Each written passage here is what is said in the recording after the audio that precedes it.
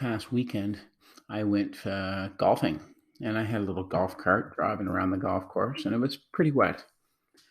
And if we were to think about what happens as my car here goes from driving on the nice fairway where it's nice and smooth, to all of a sudden hitting some kind of mud or slower area. Well, what happens? Well, if we could imagine that this tire right here is now in the slower area, and this tire on this side is still driving on the fast area of the golf course.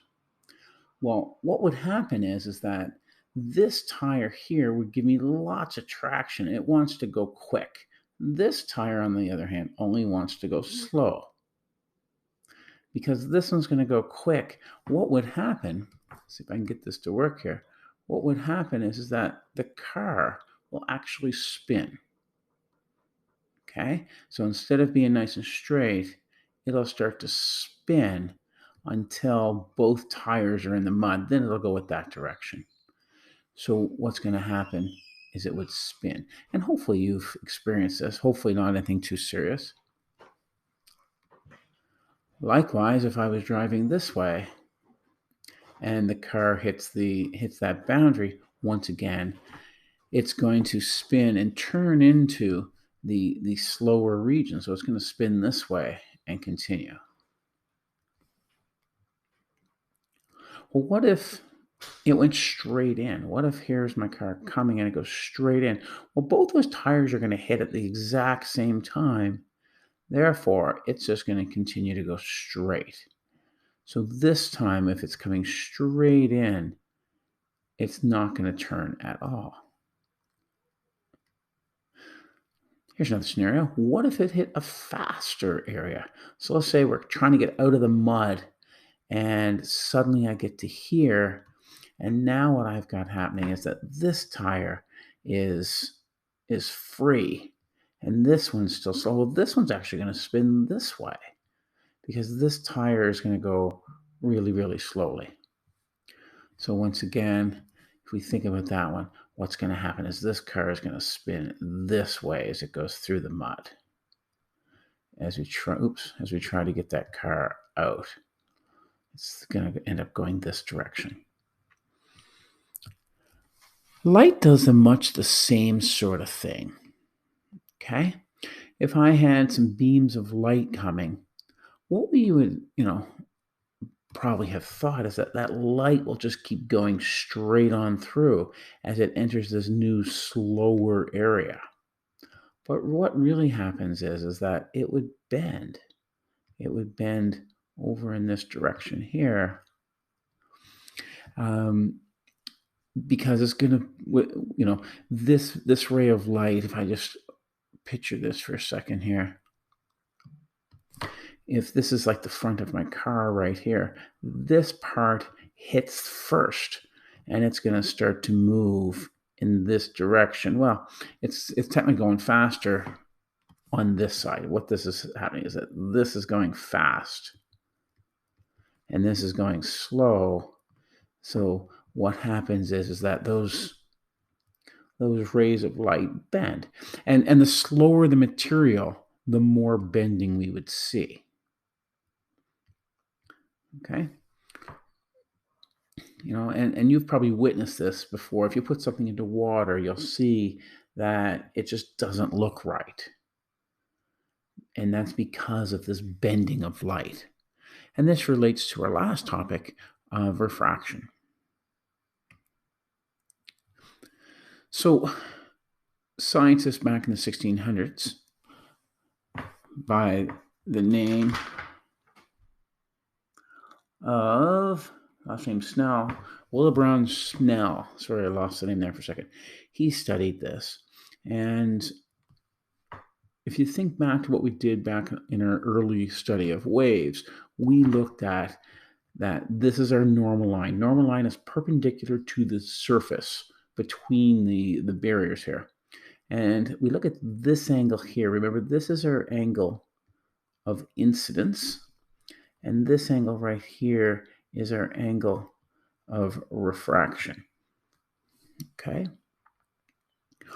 So anytime we do this, we're going to look up and find out what our n values are, because that's going to come in handy for us a little later here.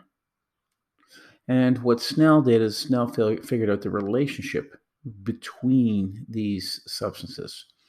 And we've got a couple mathematical equations here. They're the same equation, just written two different ways. The first one has it written with the sine of the angle of incidence divided by the sine of the angle of refraction, and that actually equals some kind of constant value. The second one, all I did is I took these up to the top over there, just to eliminate the fractions, or the ratios, whatever you want to call those. So here we are. We have the refraction constant multiplied by the sine of the angle of incidence equals refraction constant. Okay, so let's do a practice question here. So if we go back to this, what if, I'll go to a new screen, but what if this angle here was, let's see, that looks to be about a little bit less than 45 degrees. How about that's 40 degrees? If that was 40 degrees, I'd like to know, what is this angle here? How much is that light going to bend? Okay, so what we know is that the N of the air is 1.00029. There's no units. We know that the N of the water is 1.333. We know that the angle of incidence, we said 40 degrees, and we'd like to know the angle that it gets bent, the angle of refraction. Okay. Now, first of all, remember that it's going from air. So this is my I. This is my R. Okay. Quite simple. So I take my equation, which was Ni times the sine of theta I equals Nr times the sine of theta R. And I'm looking for theta R, so I'm going to do my algebra first, as always. So I'm going to say that Ni times the sine of theta I divided by Nr equals the sine of theta R. Okay, so let's throw some values in here. 1.00029 times the sine of 40 degrees divided by 1.333, and that should equal the sine of the angle of refraction. Let's punch that into a calculator here. Sine 40 times 1.00029.